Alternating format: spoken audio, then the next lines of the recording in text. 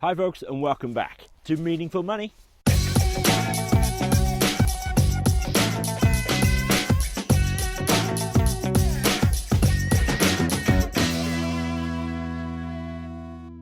Okay, I'm still here at Lanyon Coit. It's just over there actually. I'll just move the camera around a little bit to get a bit of a change of scene.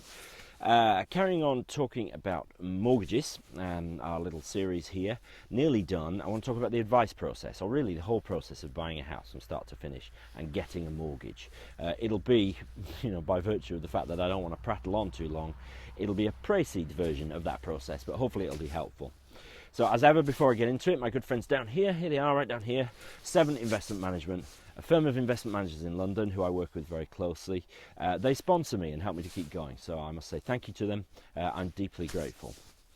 So, buying a house is a right pain in the neck. It's a horrible process from start to finish. It's fraught with all kinds of difficulties, pitfalls and hurdles. And the problem with buying a house, and the reason why it's such a pain, is that it's a financial transaction, but it's laced with emotion. This is your home you're talking about. It's not, you're not investing in some shares in a company. This is your home you're talking about. And it carries with it all kinds of emotional connections. So it's pretty horrible from start to finish. So that's the bad news.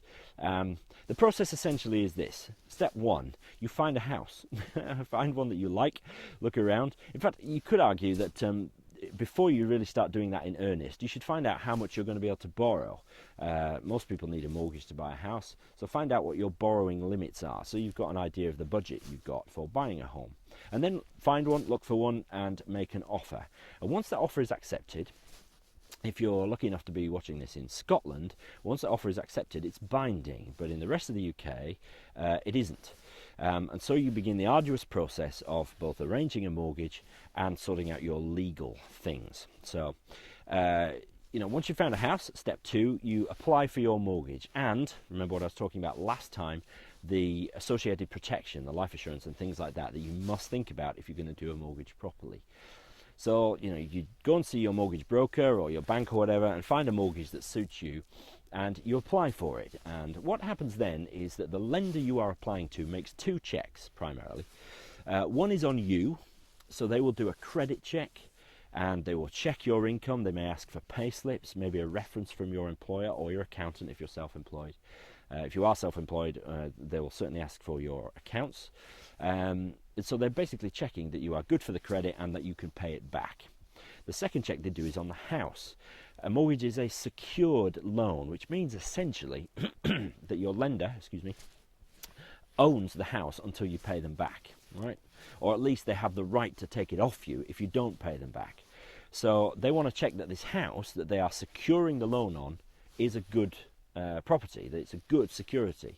So around in this part of the world, you can't see any, I don't think, in the background, but there are mine shafts all over this part of the world. So if you buy a house in Cornwall, they will certainly do a mine check to make sure that the house isn't sitting on a mine shaft and is going to fall down.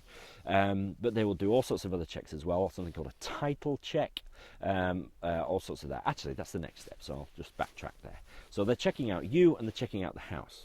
Okay, once they're happy with both those things, they will issue a mortgage offer. But that actually is step 4, because while your mortgage is being sorted, you've also gone to see a solicitor, and the legal process is in train now. So they will check the title, which just is a sort of check on to make sure that the person selling it actually owns it and that everything is in order with the legal documents of pertaining to the property. They will do a land registry check. Again, it's much the same thing, slightly different. And they will sort of go through the process of undergoing the conveyance, which is the legal term for the transfer of a house from one person to another. So you've got the mortgage application process going on and you've got the legal process going on at the same time. And once you've got so to the end of both of those, you'll have 2 things. Number 4, you'll have your mortgage offer from your lender, which is saying, yes, we will lend you the money on these terms. And also you will have a contract, which is the deal between you and the person you're buying from on the terms of that as well. So you've got 2 documents primarily. You will then go to see your solicitor and sign both of those, your mortgage offer and your contract with the people you are buying off. And then you get to the stage called exchange of contracts. And it is this point that the whole deal becomes binding. Sometimes you complete on the same day. Completion is the day you get your keys, all the money changes hands and things like that. But usually completion is a week or 2 after. So, you know, you've applied for the mortgage, they've checked you out, they've checked the house out, your solicitor has done all their bits, you've exchanged contracts, and then finally you get your keys and everybody's happy, and then you start paying off your mortgage for the next 25 years. It's an arduous process. That's just such a short summary. It's unbelievable, really. But what a good advisor should be doing for you in that is talking you through it and walking you through the process. An advisor, remember, is working for you. So whoever is arranging your mortgage ought to be liaising with your solicitor. If you're selling a house, your estate agent should also be working for you. Your solicitor should certainly be working for you.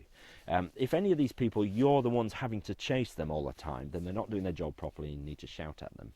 So make sure your advisor is pushing the mortgage deal through, chasing the solicitors so that they're getting on with it, and just generally working hard for you to get the deal done quickly.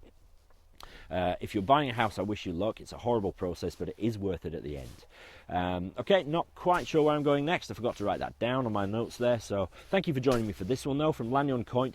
My light is fading, so it's time to go home and have my tea and get back in the warm. Thanks for watching. I'll see you next time.